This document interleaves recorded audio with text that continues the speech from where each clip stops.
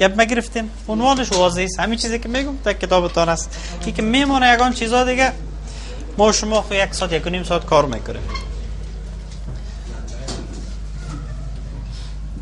ما شما خوانده بودیم شاکه.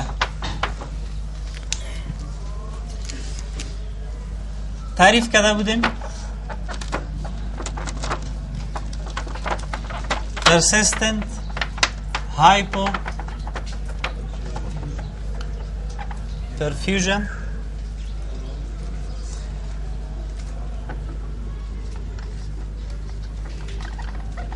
of tissue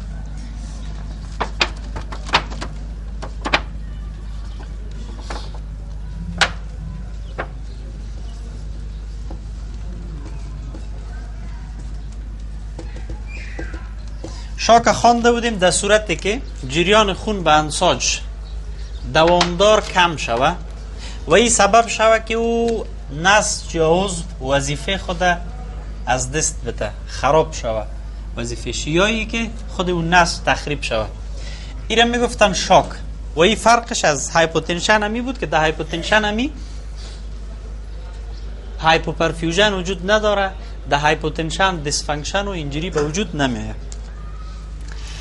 شاک انواعش خوانده بودیم. نظر به ای که چی سبب شاک میشه، شاک تصنیف میشد، انواع مختلف داشت. مثلا ما خوانده بودیم یکی از انواع شاکی بود کاردیوجینیک شاک. یکی از اعضایی که سبب میشه فشار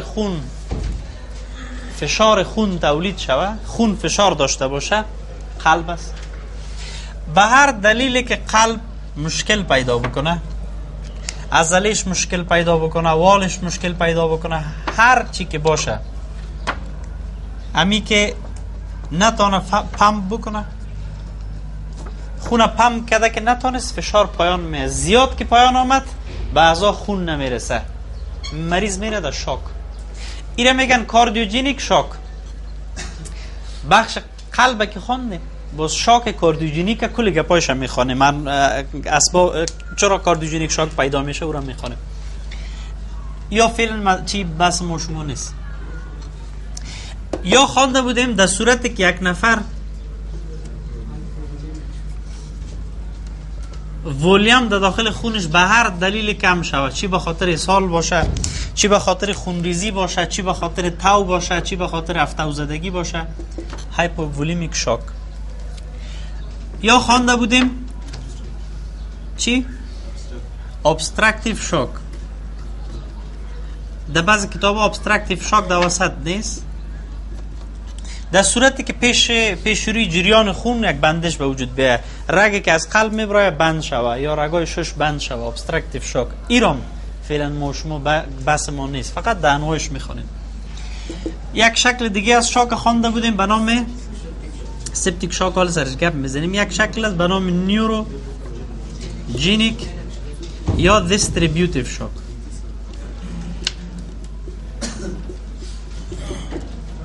که مشکل در سیستم عصبی می بود، در اثر از او ویزو دایلیشن اعضای رگا ویزو دایلیت میشد، مریض در شاک میرفت. بشوره یارا پسان درس است که باز ما شما میخوانیم. امروز سپتیک شاک میخوانیم.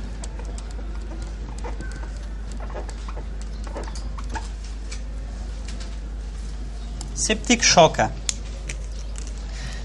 سپتیک مانا میته میکروبی. شاک اون شاک که در اثر میکروب با وجود بیاید. مثلا کدام میکروب با وجود بیاید؟ اکثرا مریض در شاک میره به خاطر گرام پوزیتیو بکتریا اول، بعدا گرام نگاتیو بکتریا، بعدا فنگس ها.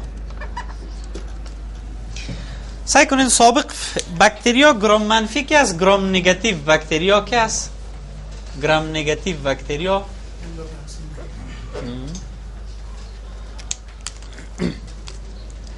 یک چیزی در ترکیب دیوار ازی است به نام LPS لیپوپولیساکراید.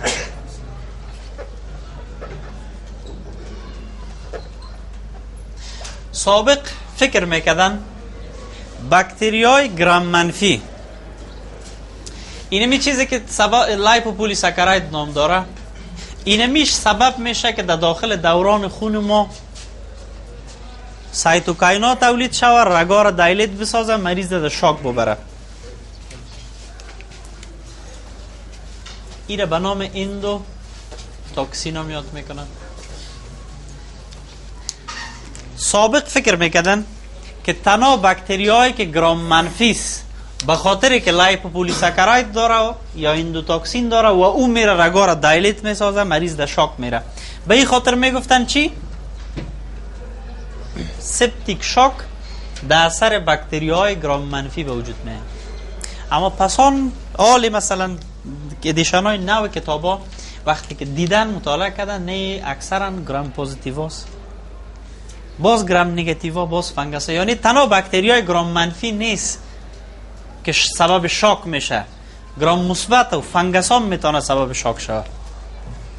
چرا مریضایی که در سوختگی می داشته باشن، اکثرا دلیلی که در شاک میرن این است که می باکتریایی که در سطح جلد خودشان است از جای سوختگی داخل خون رفته. این حال باکتریایی که در سطح جلد ماست، استافیلوکوکس اپیدرمیدس، گرام مثبت است، گرام منفی نیست.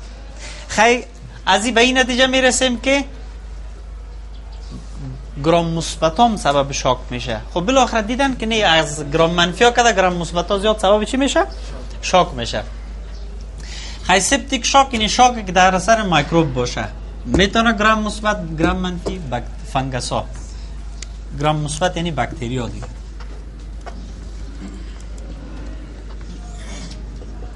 یک دفعه کوتاه اینجا میگم که چی اتفاق میفته که مریض در شاک میره.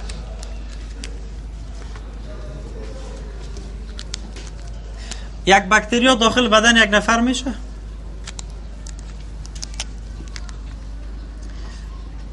یک باره که این باکتریاست که تجزیه شد، تخریب که شد در بدن یک دفعه، اینی مایکروبیال پرودکتس، همین ذراتی که در اثر تخریب باکتریا پیدا میشه، مایکروبیال پرودکتس.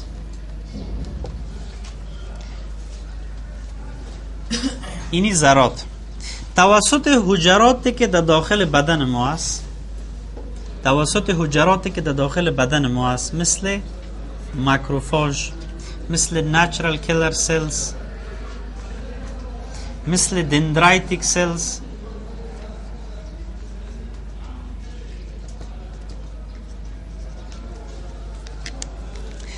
اینی مایکروبیال پرودکت ها توسط اینی حجرات که در سرشان ریسپتر یا آخذه دارن شناسایی میشه.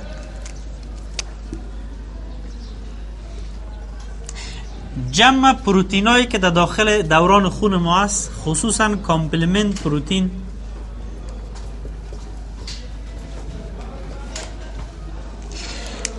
یعنی هر وقتی که یک باکتریا داخل دوران خون پرودکتایش بفته، باز بعد از او حجرات دفاعی، ماکروفاژ، نچرال کیلر سل، دندرایتیک سل، یک جا که سیستم کامپلیمنت سبب میشن که تعداد زیاد از سایتوکاینا یا مرکبات کیمیایی در داخل بدن ما تولید شود.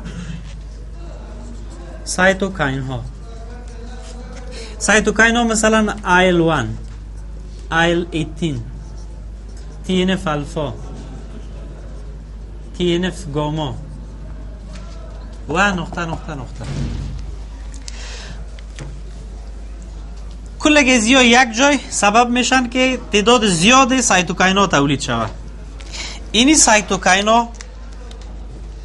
سایتوکاینا در داخل بدن ما و شما سبب جنرالایزد ویزو دایلیشن میشن. هر جایی که رگ باشه او را دایلیت میسازن. رگا که دایلیت شوه پرمیبیلیتیشان زیاد میشه.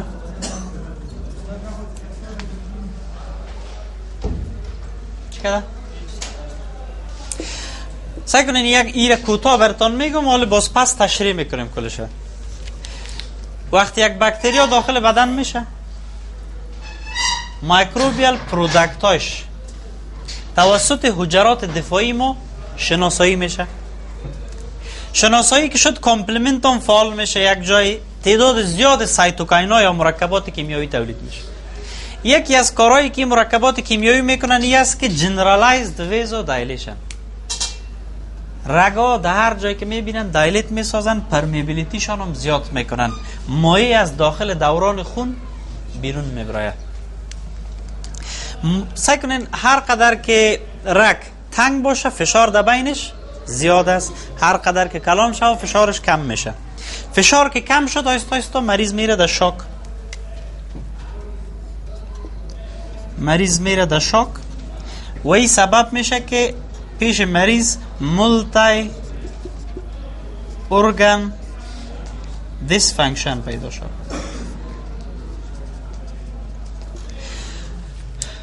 کلی کنسپتی کال زیر عنوان سپتیک شوک میخوانیم اینمی است. حالا دانه دانه هر کدامش تشریح میکنیم.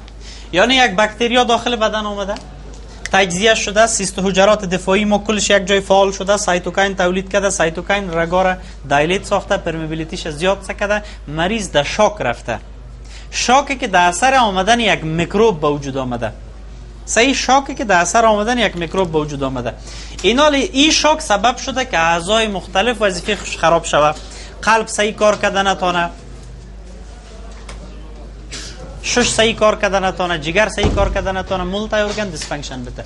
این کنسپت ما از سپتیک شوک است.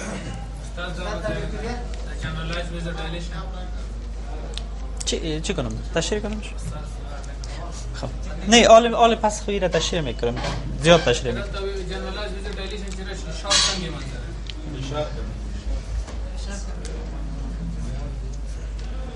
خب باشه نگذار.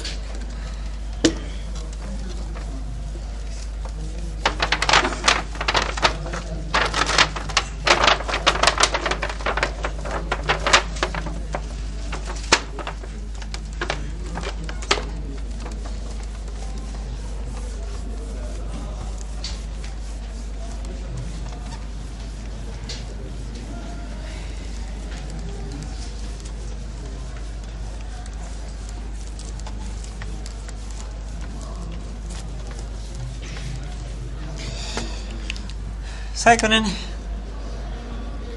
ما شما فشار را چه قسم تعریف میکنیم؟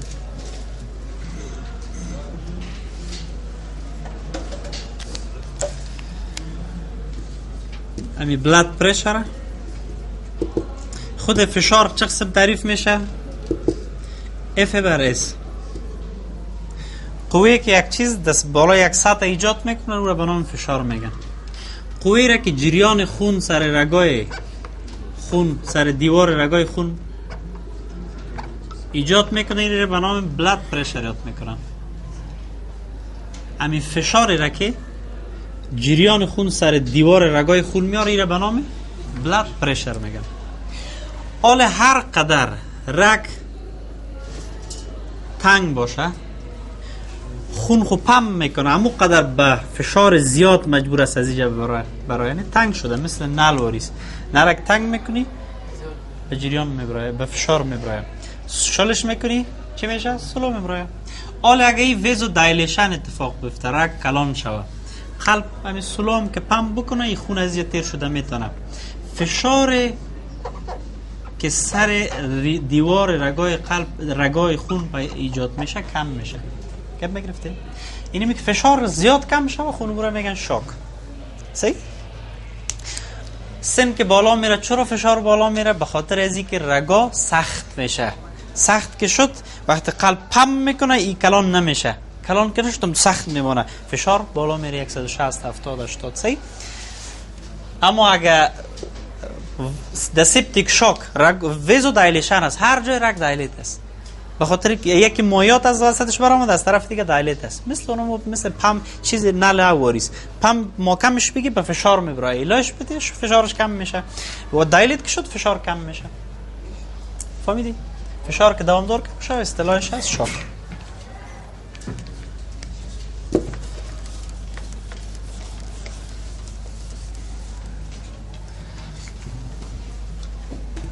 ایناله the septic shock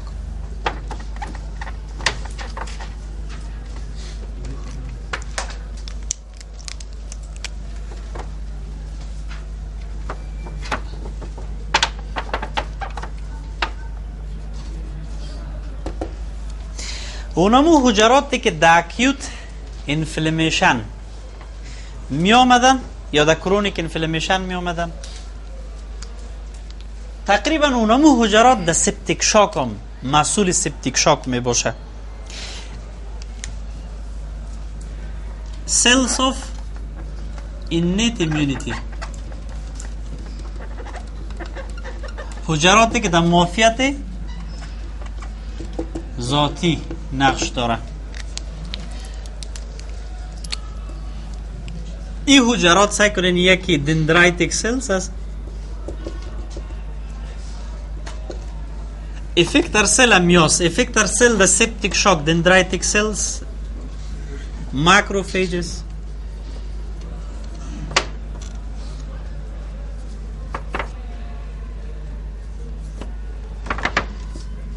دیگه چی بود؟ ماست سل. در اینجا ماست سل قدر نقش نداره، بیشتر نچرال کیلر سلز، لیمفوسایت هم در اینجا قدر نقش نداره. سعی کنین اینی حجرات یا را به نام سلز آف اینیت ایمیونیتی میگن. خب حجرات معافیت ذاتی، حجراتی که همیشه فعال است، ضرورت با فعال شدن نداره. لیمفوسایت ها باید فعال شود باز مثال انتیبادی بسازن، یا دوامدار در داخل دوران خون هستند، در زیر جلد هستند، در هر جای می باشن. اولین قدم دفاعی ما در مقابل میکروبات چی است؟ معافیت ذاتی است. نه داخل مثلا داخل چی ششم میشه، اول ماکروفاجاز در اونجا، از اگه داخل خون رفت باز بعد از لیمفوسایت و انتیبادی بیا به وجود پیدا میشه. اینی حجرات که دندرایتیک سل، ماکروفیج، نچرال کیلر سل باشه، این حجرات در سطحشان ریسپتر می داشته باشن. امی حجرات در سطحشان ریسپتر، مثلا اگه یک نمونه این حجرات بگیریم، در سطحشان یک ریسپتر دارن به نام تال لایک ریسپتر. شکل حتما دیدن که قوارش به می شکل بوده، در کتاب ها اینی رقم رسمش کردن. حجرات دفاعی ما و شما در سطح خود یک ریسپتر دارن به نام تال لایک ریسپتر. من یک فقط تال لایک ریسپتر را بر شما تشریح میکنم. در داخلشان هم ریسپتر هست، نود لایک ریسپتر میگن، مغلق نمیسازم براتون. تال لایک ریسپتر، این ریسپتر وظیفه‌اش چی است؟ وظیفه‌اش چی است که اگه اینجا یک باکتریا باشه، مثال این باکتریا باشه استافیلوکوکس آریوس، این باکتریا باشه استرپتوکوکس، یک باکتریای دیگه داشته باشیم نایسریا باشه. باکتریاها یک تعداد ساختمان‌های یعنی موادی که مهاجم از میشه، یک باکتریا نباشه، یک فنگس مثال باشه، یک فنگس، یک فنگس باشه. کل اینمی چیا امی پاتوژنا یک ساختمان مشابه بین خود می داشته باشن. کل اگزیا یک ساختمان مشابه می داشته باشن که از روی از سیستم دفاعی بدن ما یا را میشناسه. مثلا فرض کنیم مامو ساختمان لینولیک اسید نام داره، یا نام یک پپتاید است، یک پروتئین است، یک کربوهیدرات است. خب کل باکتریا یک ساختمان مشابه داره که از روی از سیستم حجرات دفاعی ما او را چی میکنه؟ شناسایی میکنه. اینمی ساختمانشانه به نام پمپ یاد میکنن. PAMP PAMP یا را میگن پاتوژن اسوسییتد مولکولار پترن. پاتوژن اسوسییتد مولکولار پترن.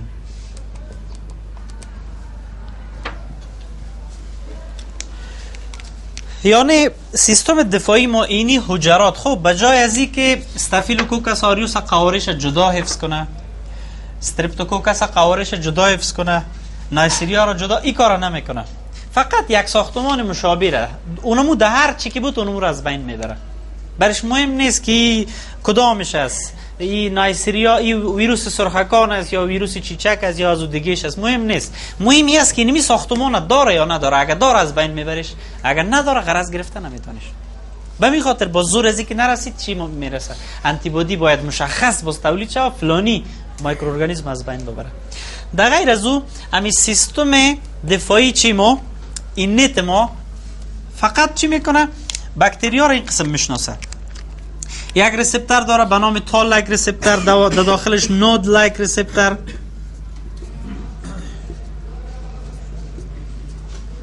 هر وقتی که اینمی یکی از یا را ببینه، هر وقت یکی از یا را ببینه، هر وقت یکی از یا را ببینه میتونه چند کار بکنه. یک، ماکروفیج است، میتونه تخریبش بکنه، فاگوسایتوزیس بکنه. میتونه علاوه به تخریب هم تخریبش بکنه، هم سایتوکاین تولید بکنه که دیگه حجرات خبر شوه بیای ایر از بین ببره. میتونه خودش غرضش نگیره، سیستم کمپلمنت فعال بسازه، باز بیای او را چی از بین ببره. خب خلاصه سپتیک شاک هدف ما است. سپتیک شاک چه قسم به وجود میاد؟ باکتریا یک ساختمان مشابه دارن به نام پمپ یا امیکولمی پاتوژنا، پاتوژن اسوسییتد مولکولار پاترن، و حجرات دفاعی ما که اینیت است، دندرایتیک سلز، ماکروفیج، نچرال کیلر سلز، یا یک ریسپتور در سطح خود دارن به نام تال لایک ریسپتور. هر وقتی که اینمی ریسپتور که اینمی پمپ یک جای وصل شد، مولکولار اسوسییتد پاترن، بازی سبب میشه که تعداد زیاد از سایتوکاینات تولید شود. سایتوکاین، کیموکاین. این سبب میشه که یا other cells activation، این سبب میشه که یا complement activation. دیگهش فعلا هدف ما نیست. هدف ما این است که هر وقتی که اینمی سایتوکاینات تولید شد، در داخل بدن ما یک تعداد تغییرات میاد که بازو سپتیک شاک مشخص میکنه. چی تغییرات میاد؟ یک،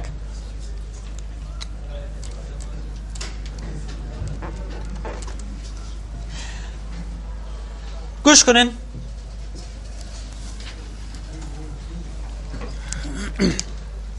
اینمی سایتوکاینا هر وقتی که تولید شوه، علاوه به اینی حجرات فعال میسازه، یک کار دیگه میکنه. اندوتلیال سل اکتیویشن است. یادتان باشه خب امکان داره شما در یک ماه 4 دفعه گلوندرد شوین، خب هیچ وقت در سپتیک شاک نرین، به خاطر ازی که همیشه هر باکتریا قدرت تولید سپتیک شاک نداره. همیشه پیش یک مریض سپتیک شاک پیدا نمیشه، باید او فاکتورهای مساعد کنندهش داشته باشه. مثلا یک مریض از در شفاخانه از یک طرف دوامدار مثلا مشکل تنفسی داره، استیروید گرفته میره، استیروید سیستم دفاعی را ضعیف میکنه. یک آدم بسیار پیر است یا یک کس سوخته، جلدش مکمل او طرف شوی، جلد خب بریر است، نمیموند باکتریا داخل شوه. سپتیک شاک اکثرا آدمای عادی معمولی را نمیگیره، کسایی که سیستم دفاعیشان خوب پایین باشه، کدام مریضیای دیگه داشته باشن، دیابتیس داشته باشن، سنشان بلند باشه، گپ مگرفتین یا عملیات میشن، عملیات که میشه خیر پاره میکنه، اگر اینفکشن امیچیر مراد نکنن، حفظ و سیر باکتریا داخل میشه، سبب سپسیس میشه. یعنی این گپایی را که میخوانید در کل اتفاق نمیفته، باید شخص مساعدش باشه. یکی از چیزهای دیگه که در سپتیک شاک اتفاق میفته در اینمی حالتی است که اینمی سایتوکاینا که اونمو ایل 1 ایل 6 ایل 18 تینف الفا تینف گاما، اینمی مرکبات کیمیایی است.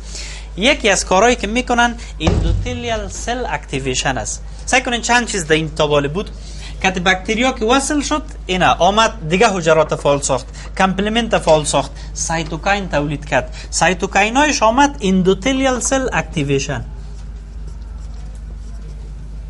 اندوتلیال سل اکتیویشن.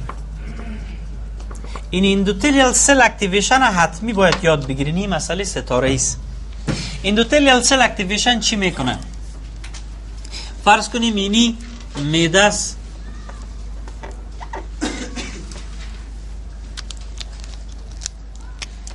و یک رگ آمده به طرف معده خون میاره.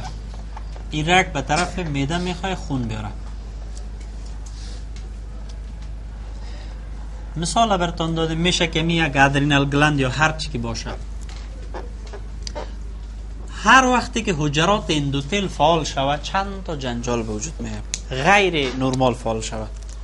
چرا اندوتلیال سل اکتیویشن میتونه به فایده ما باشه، میتونه به ضرر ما باشه. مثلا به فایده ما چی وقت است؟ یک نفر یک رگش یک دستش چاقو خورده، خونریزی کرده رویش. این حجرات اندوتل باید فعال شود، باید فعال شود تا پرو کوآگولانت شود. در حالت عادی پلتلتا که است حق ندارند این دهی جا بچسبن، به خاطر ازی که حجرات اندوتل نیتریک اکساید تولید میکنه. حجرات اندوتل نمیمونه که پلتلتا در چی در دیوار بچسبه، اما به مجردی که یک جای پاره شد بازی برعکس، باز دیگه نیتریک اکساید تولید نمیکنه، اندوتلین تولید میکنه تا این پلتلتا در اینجا بچسبن. یعنی او در او حالت به فایده ماست. در سپسیس که است یک حالت استثنایی است. در هر جای سیستم دفاعی بدن ما، مثلا یک نفر تانسیلایتس میگیره، باید فقط دمی تانسیلا رگا دایلیت شود. این اگه باشه این فقط یک انفکشن ساده است، تانسیلایتس. اما اگه مریض سیستم دفاعیش پایان است، ایتس داره و این باکتریا رفت کل بدن کل رگا را دایلیت ساخت، بازو میشه سپسیس. اگه در شاک بردش سپتیک شاک. یعنی سپسیس یک حالت استثنایی است، همین سپتیک شاک که ما شما گپ میزنیم. خب به هر حالت یکی از چیزایی که اتفاق میفته در سپتیک شاک اندوتلیال سل اکتیویشن است.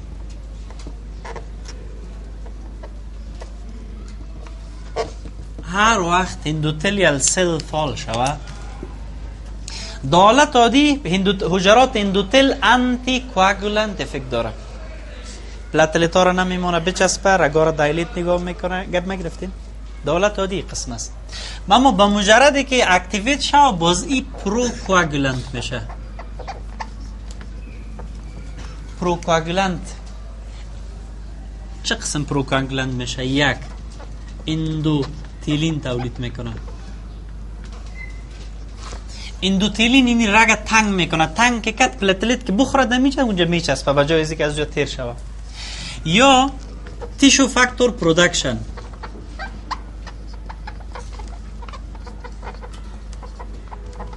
تیشو فاکتور یک فاکتور است که اگه او فعال شوه کوآگولیشن پروتینا کلش فعال میشه.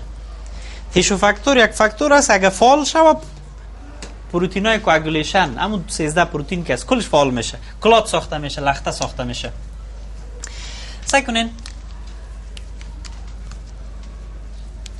حجرات هر وقتی که اینمی اتفاق بفته، خواهینه یکی اندوتلین تولید شد اینجا را تنگ ساخت. وقتی که تنگ شد پلتلتا وقتی میخوای از اینجا عبور بکنه یک تعدادش در اینجا میچسبه پلتلتا. از طرف دیگه اینجا تیشو فاکتور تولید شده، تیشو فاکتور کوآگولیشن پروتینا را فعال میسازه، اینجا کلات ساخته میشه. آل خون طرف معده دیگه آمده نمیتونه. گپ مفهمیدین؟ در سپسیس یکی از جنجالایی که اتفاق میفته ای است، جریان خون طرف معده دیگه نمیره. وقتی جریان خون طرف معده نره، معده وظیفه خود اجرا کرده میتونه. همزمان اگر 3-4 روز و می قسم شو، مثلا همزمان به معده، همزمان به گرده، همزمان به ادرینال گلند، همزمان به قلب، مایکرو واسکولار ترومبوزیس اتفاق بیفته. چون ترومبوزیس اکثر رگای کلان گرفته نمیتونه، چون رگای کلان به ترومبوزیس مساعد نیست.